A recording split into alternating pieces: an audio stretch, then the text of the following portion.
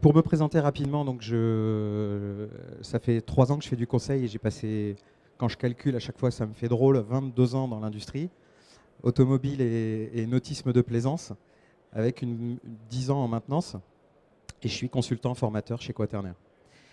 Alors, qui sommes-nous chez Quaternaire? Nous sommes une société de conseil qui intervient dans le management et la formation.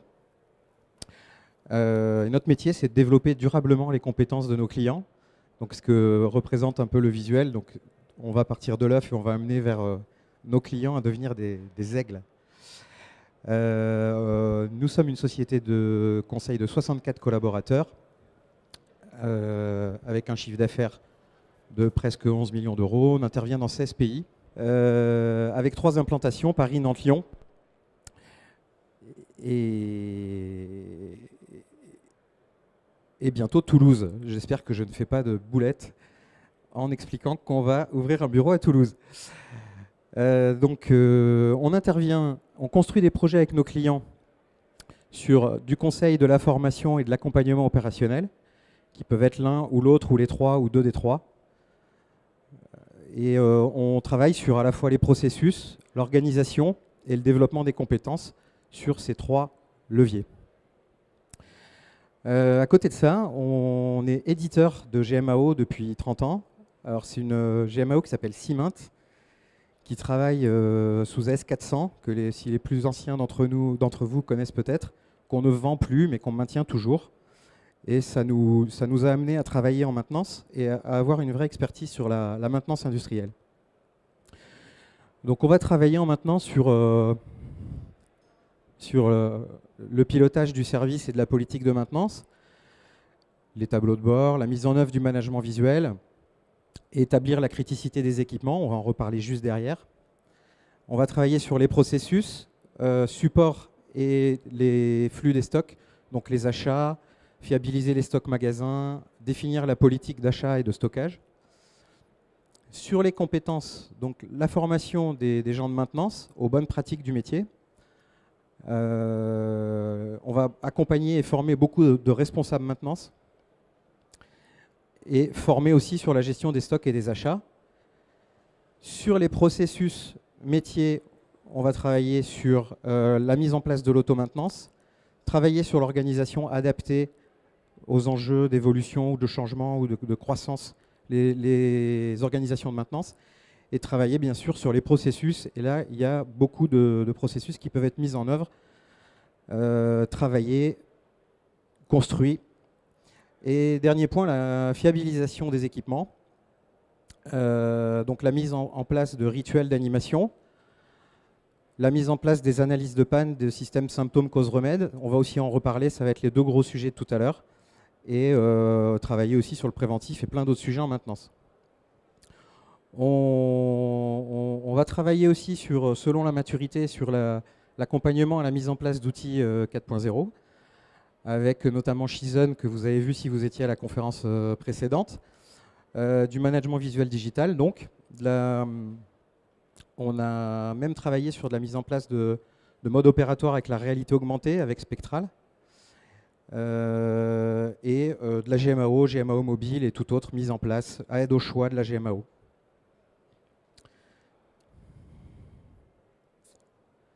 Alors, rapidement, un petit palmarès de nos clients. Alors, dans le coin, on a Elivia. On est dans l'agroalimentaire, mais pas que. Et puis, Elivia, on a Manitou. Il m'en manque un ou 2 dans le coin, je ne les connais pas tous.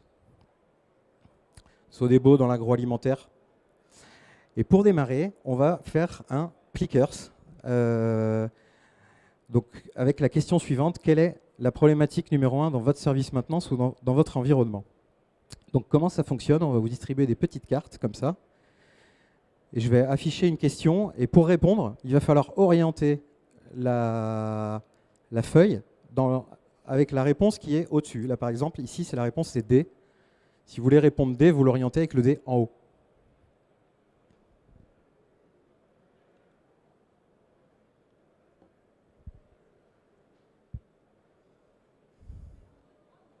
Tu demandes dans peu n'importe l'ordre.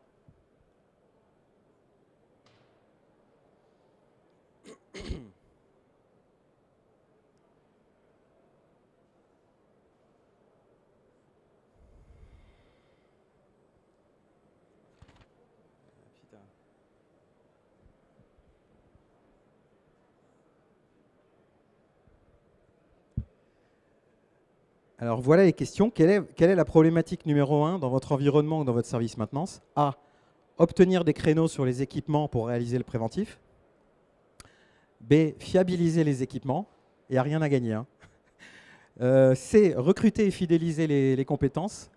Ou D. Des budgets trop courts qui se réduisent d'année en année.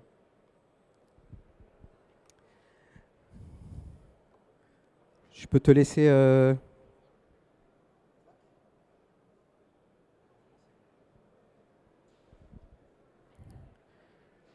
Tu scannes tout, ouais.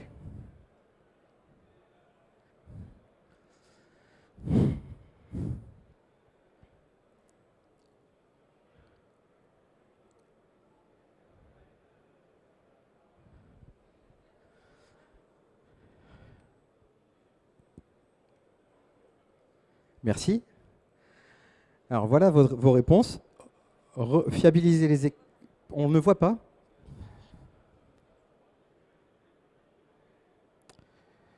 C'est pas grave, je vais vous les donner. Donc, vous avez donné, pour quelques-uns d'entre vous, obtenir les créneaux des préventifs. Ensuite vient fiabiliser les équipements.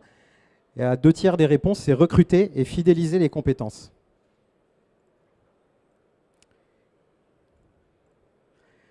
Et vous avez raison. La première préoccupation, c'est fidéliser et recruter les compétences en maintenance. À savoir qu'on a 77% des industriels qui ont des difficultés à recruter des mainteneurs qualifiés. On a un déficit de 3500 mainteneurs par an entre ceux qui s'en vont en retraite, qui sont 12 000 par an, sur un effectif global de plus de 400 000. Il y en a 12 000 qui s'en vont en retraite par an et n'arrivent sur le marché que 8 500. Plus les besoins nouveaux, et aujourd'hui on est la preuve avec tous les nouveaux moyens robotiques, automatisés qui sont déployés, ça crée des emplois en plus à raison de 1% par an, donc sur 10 ans. On a un besoin encore supplémentaire de 4 200 par an, donc 42 000 mainteneurs supplémentaires sur 10 ans. Donc la première préoccupation, c'est ça. Comment on fait pour s'en sortir de ça? Voilà les différents leviers que nous, on met en place chez nos clients, sur lesquels on s'appuie. Donc, on va commencer par... en fait, on ne va pas commencer par ça, mais on a des leviers avec la fabrication, qui est de transférer et de former la production aux opérations sans valeur ajoutée, donc les réglages et les changements de série. On voit encore chez beaucoup de clients la maintenance qui fait les réglages, qui fait les changements de série. On va déployer de la maintenance premier niveau. On va donc redonner des tâches qui sont des tâches de maintenance, mais vraiment à faible valeur ajoutée à l'exploitant. Mais aussi aller plus loin que ça, c'est-à-dire des tâches de deuxième niveau en les formant à comment je vais utiliser tel et tel outil, comment je me mets en sécurité pour intervenir sur la machine. Typiquement, changer des ventouses. Techniquement, c'est du deuxième niveau, mais ça peut complètement être fait par des gens de production. Là où on va discuter maintenant beaucoup, c'est sur utiliser les compétences à bon escient. Puisqu'on n'en a pas beaucoup, on va essayer de bien les utiliser. Donc la première chose à faire, c'est de dédier la fonction d'expertise technique, de vraiment mettre quelqu'un qui soit dédié aux méthodes de maintenance, un très très bon technicien. Moi, je préfère le premier truc à faire, le voir en méthode de maintenance, et il va faire beaucoup de choses dans son expertise technique pour développer tout ce dont on va parler juste après, mais aussi faire l'interface avec la production, développer la maintenance préventive, rédiger des modes opératoires, etc., etc. Ensuite, définir la criticité des équipements et les stratégies associées, les mettre en œuvre. C'est ce qu'on va voir juste après. C'est ce qui va vraiment permettre de cibler, d'utiliser les ressources au bon endroit, l'énergie, les ressources, les budgets, les moyens, vraiment au bon endroit pour vraiment gagner vite sur les équipements critiques. Et de traiter vraiment les problèmes, c'est-à-dire analyser pour de vrai les défaillances, aller chercher les causes racines pour vraiment tuer les problèmes. Et fort de tout ça et de cette stratégie maintenance découlant de la criticité, on va pouvoir aussi se dire qu'est-ce que je sous-traite ou pas, comment je gère mes contrats et comment je m'appuie surtout sur mes partenaires extérieurs.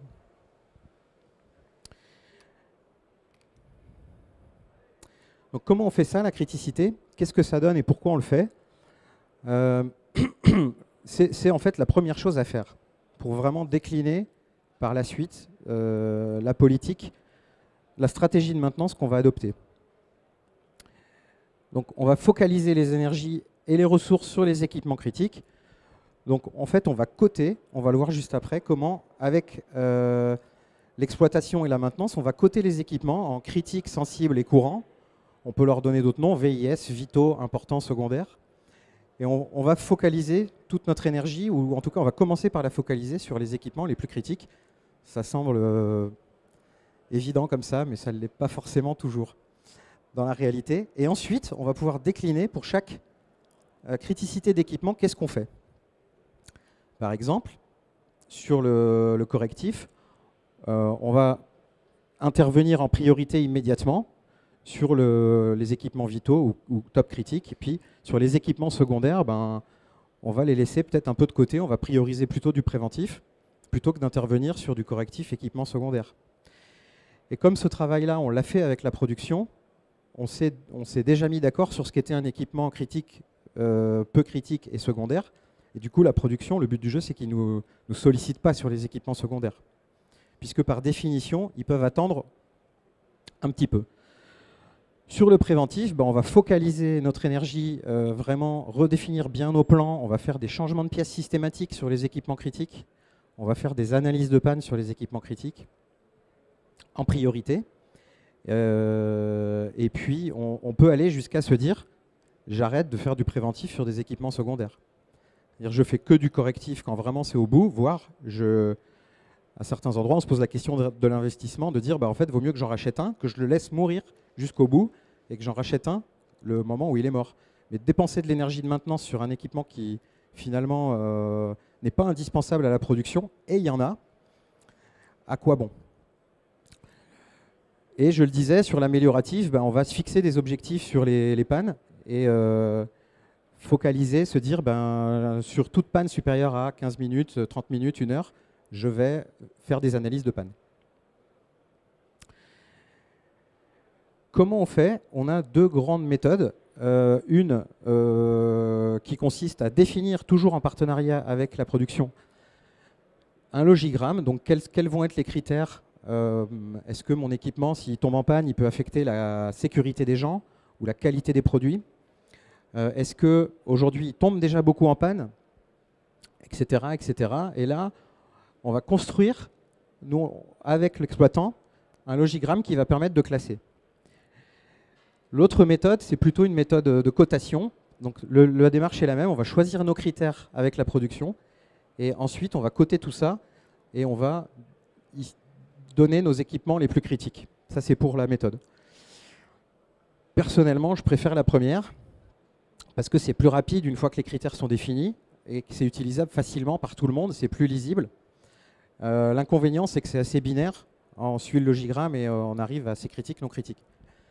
Mais on a toujours la latitude, même si on suit le logigramme et qu'on tombe en important, de se dire, non, celui-là, j'estime que malgré, vu l'historique que je connais, etc., si je décide de le mettre en critique, je décide de le mettre en critique. On a la latitude de le faire. Ici, ça va être beaucoup plus chronophage. Certes, plus objectif, parce que ça va être plus détaillé, avec des cotations, un peu comme une AMDEC. Par contre, ça va être plus lourd et chronophage. Et la frontière, parfois, entre le vital et important va être fine. Il va falloir mettre le curseur au bon endroit.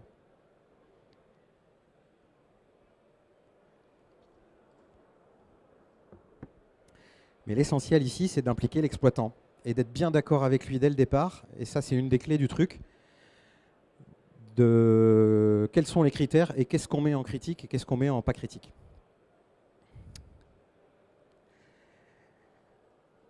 Le deuxième truc à faire, c'est d'analyser vraiment les pannes. Et on devient un peu inspecteur quand on fait ça. Une panne est une chance car elle va permettre de progresser, mais sa répétition est une faute, car on ne l'a pas tout à fait supprimée. Grosso modo, c'est une méthodologie avec des formulaires qui vont être plus ou moins complexes, mais c'est une méthodologie de résolution de problèmes, où on va aller chercher la cause racine des problèmes pour vraiment traiter les problèmes à la source et éviter qu'ils se reproduisent. À quoi ça va servir? Ça va servir à éviter que ça se reproduise. Bien souvent, on regarde, et j'ai entendu tout à l'heure l'intervenant sur Shizen qui dit on va vérifier si notre problème est déjà revenu. C'est hyper important de savoir si c'est une récidive ou pas, et si on l'avait bien traité ou pas finalement. Ensuite, à traiter les problèmes récurrents, donc des problèmes, pas des gros arrêts, mais des petits problèmes récurrents.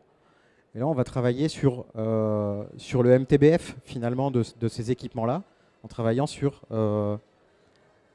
éviter que les pannes se reproduisent et tuer les pannes longues et éviter que les pannes récurrentes se reproduisent aussi. Ça va permettre aussi de transversaliser les actions sur les machines ou les sites. Ça, quand on a multi-site, multi-atelier, c'est du velours, vraiment du bonheur. J'ai eu un problème majeur dans un atelier. J'ai trouvé la cause vraiment racine du problème. Avec un plan d'action, je vais pouvoir le transversaliser sur tous les autres sites. Ça, c'est vraiment des gains faciles, j'ai envie de dire, quelque part. En tout cas, qui payent. Et on va aussi travailler sur améliorer l'efficacité de la maintenance. On va travailler sur l'amélioration du diagnostic. On va se dire pourquoi est-ce que le diagnostic a pris du temps. Là, on va plutôt travailler sur les MTTR. Mais est-ce que j'ai mis du temps à diagnostiquer? Est-ce que j'ai mis du temps à trouver ma pièce de rechange? Voilà, on va travailler pour l'efficacité de la maintenance sur la mise en place de modes opératoires. Et là, la personne qui est dédiée aux méthodes prend tout son sens. Rédiger des modes opératoires pour que tous les techniciens de maintenance puissent faire de la même manière, tirer les enseignements de ce qu'on n'a pas bien fait ou de ce qu'on pourrait faire mieux, et aussi faire vivre les plans de maintenance préventive, dans améliorer l'efficacité de la maintenance.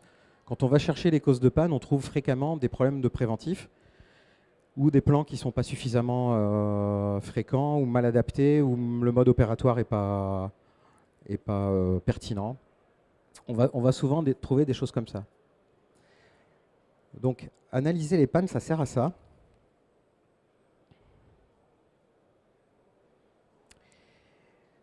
Et quand on analyse les pannes, on va trouver 6 types de causes. Et une fois qu'on connaît ce graphique-là, c'est super intéressant de réussir à les classer.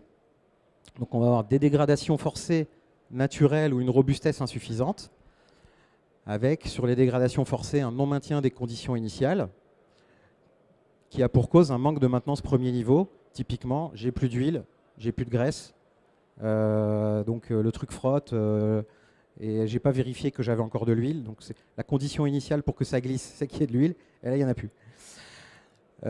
Dépassement des caractéristiques nominales, conditions d'utilisation non respectées. J'ai un exemple intéressant là-dessus, avec un transborder qui transportait des pièces, avec l'arbre qui cassait vraiment tous les ans. Alors là maintenant c'était organisé, hein, du coup il l'avait mis en stock, il savait comment le changer rapidement. Mais finalement on se dit mais c'est pas normal que cet arbre casse tous les ans, on va regarder pourquoi. Et en faisant l'analyse de la panne, on se rend compte que le transborder en question est prévu pour transporter 1 tonne, une CMU d'1 tonne, et que tous les jours on met 2,5 tonnes dessus sans problème, quoi. Donc là, on a dépassé la caractéristique du truc. Et ben, là, on va trouver une solution, ou d'avoir un démarrage plus progressif, ou de descendre quand même le poids qu'on met dessus, ou de changer quelque chose pour éviter d'avoir cette opération à faire tous les ans, quoi. Et des coûts, et du temps, etc. etc. Ou par exemple, un autre exemple que j'ai en tête, c'est des vérins pneumatiques qui ne sont pas utilisés. Ils sont conçus pour fonctionner à une certaine cadence, et du coup on les a montés parce qu'on a voulu aller plus vite, et c'est là qu'on va détériorer plus vite et casser. Donc ça, c'est dépassement des caractéristiques nominales. L'autre chose qu'on peut avoir, c'est des détériorations non détectées. Là on est directement sur le préventif. J'ai un truc qui s'est usé, je ne l'ai pas vu. Et ça, c'est quelque part pas normal. Donc, qu'est-ce que je vais pouvoir faire demain pour détecter ce truc-là? Est-ce que je vais aller le contrôler? À quelle fréquence? Est-ce que je vais le changer systématiquement? Etc., etc. On peut se tromper aussi, on a le droit. Donc, ou la production sur l'utilisation de sa machine, ou la maintenance dans la réparation ou la réalisation des opérations. Alors là, j'ai un panel aussi assez important d'exemples. On va remonter des vacuostats à l'envers. Forcément, au redémarrage, ça a moins bien marché. Où on trouve aussi souvent des trucs de c'est le gars du matin qui a démonté et c'est le gars de l'après-midi qui remonte. Du coup, on va travailler sur comment est-ce que je m'assure que la transition se fasse bien, j'ai bien pris note de comment j'ai démonté, etc., etc. Voilà, alors des exemples, moi perso, j'en ai à l'appel, au moins une dizaine pour chaque truc, minimum. On va avoir une mauvaise conception, donc la machine arrive, elle est mal conçue, il y a un truc qui ne marche pas, du coup qui casse plus vite que prévu, ou c'est pas normal, ou des influences externes. On a des pièces de rechange qui sont pas bonnes, ou qu'on achète neuves et qui sont d'occasion, ça arrive aussi, ou un fournisseur qui est défaillant. Une fois qu'on sait ça, on va savoir sur quoi derrière on va pouvoir travailler quand on a trouvé le type de cause.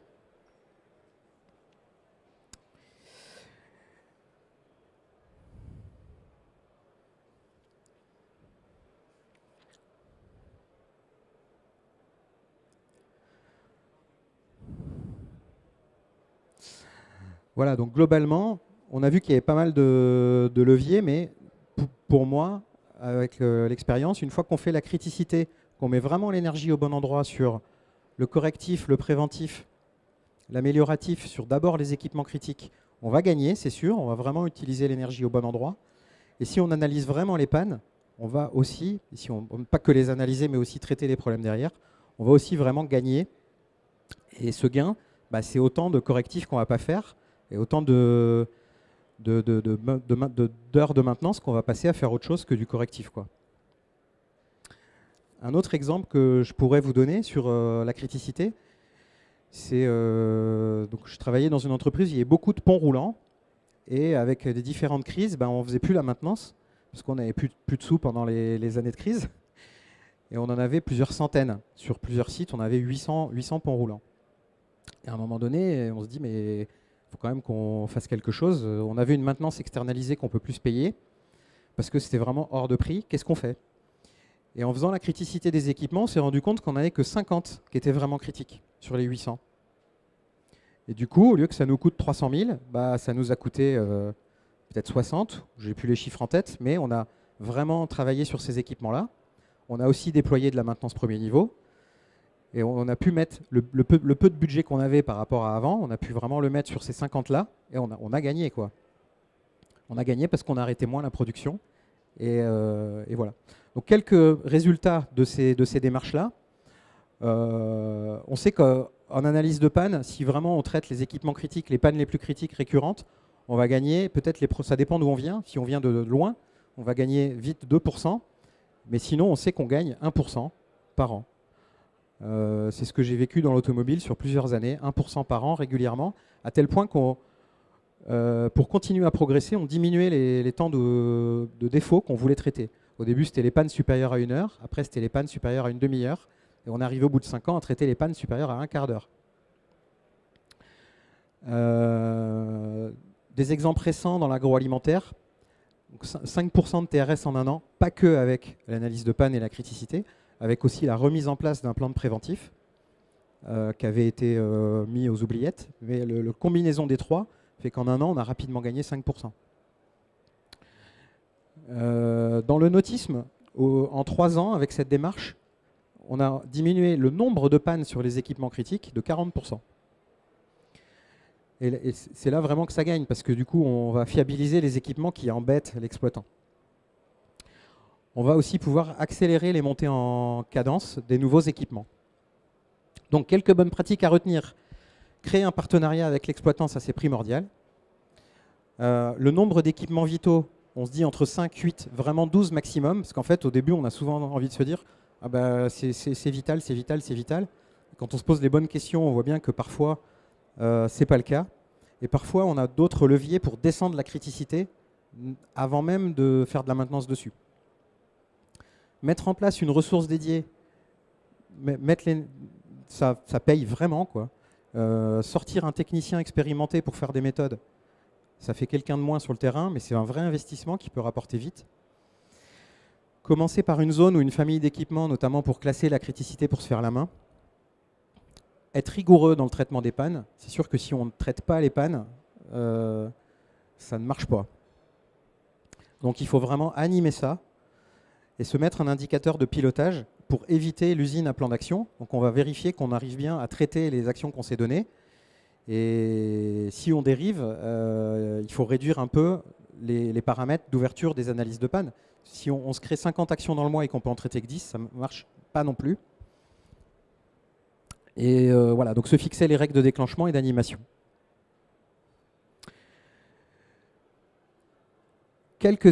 Pour synthétiser donc les idées clés, le manque de ressources en maintenance n'est pas prêt de se résorber. Ça, on a beau dire ce qu'on veut, c'est plié pour l'instant. Il existe des leviers pour faire face qui ont fait leur preuve de travailler avec la production, transférer des actions à la production, s'appuyer sur les sous-traitants, mais aussi dont l'analyse de panne. Pardon, et que établir la criticité permet de définir une stratégie de maintenance adaptée à chaque niveau, et que, au final, mettre l'énergie au bon endroit, c'est ça à quoi ça va servir.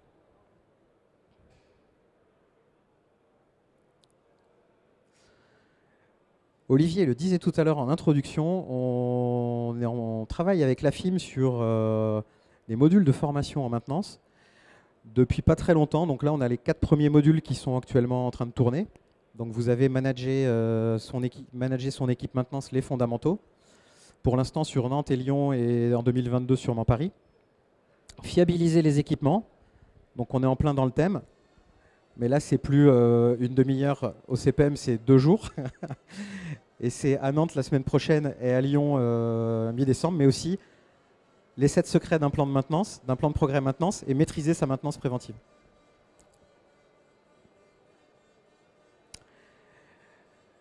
Nous voilà arrivés aux questions.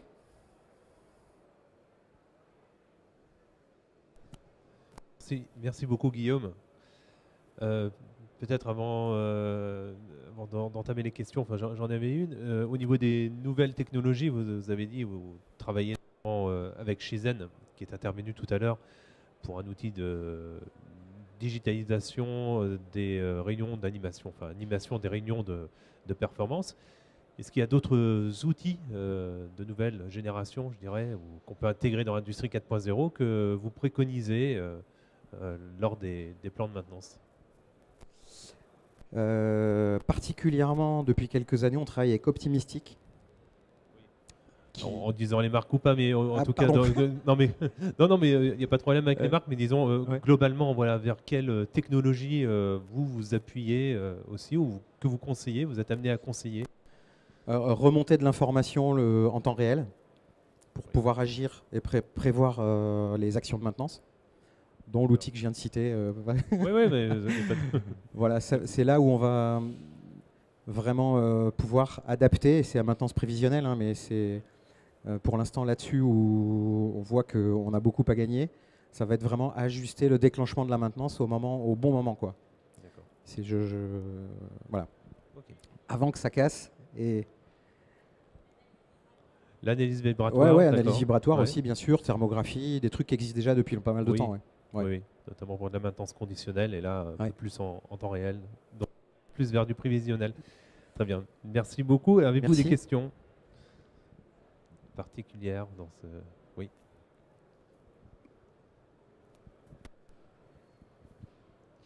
Bonjour. Moi j'ai une question. Quand on est un industriel, qu'on a des enjeux qu'on a vus sur la maintenance avec plein de causes possibles, pas de ressources, etc. Selon vous, à quel moment, selon quels critères, on devrait faire appel à des gens externes, donc des consultants, des formateurs ou autres?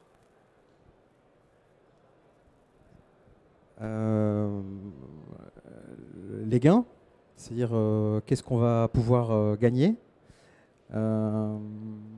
selon quels critères on va pouvoir faire appel à nous. Qu'est-ce que je vais pouvoir gagner à la fois sur le TRS. On travaille aussi sur justement l'effectif maintenance. J'ai une réorganisation où j'ai des difficultés, où je crois beaucoup. On peut intervenir là-dessus pour former et puis faire passer le cap sur des fortes croissances ou des réorganisations ou des difficultés à obtenir les résultats sur la maintenance notamment, les TRS, dispo. Ok. Merci. Merci. Est-ce que vous avez eu d'ailleurs après la crise du Covid, on y est toujours évidemment, mais voilà, on rebondit, en tout cas l'économie rebondit. Est-ce que vous avez eu des demandes particulières, un bond que vous avez constaté au niveau des demandes d'accompagnement ou de formation? Pas plus. C'est-à-dire que comme on travaille beaucoup pour l'agroalimentaire, pendant la crise, on a continué de travailler. Et nos clients travaillaient, ils nous disaient « venez ». Et on a aussi accompagné des entreprises que le Covid a fait monter, justement. Je pense à une en particulier qui est dans le coin, qui fabrique des masques, qu'on a aidé justement à monter, à faire face à la demande qui est devenue exponentielle. D'accord. Ok. Donc c'est plus par rapport aux conjonctures en tout cas économiques. Mais la crise en elle-même n'a rien changé. Ou peu, finalement peu. Oui, peu. D'accord. Ok.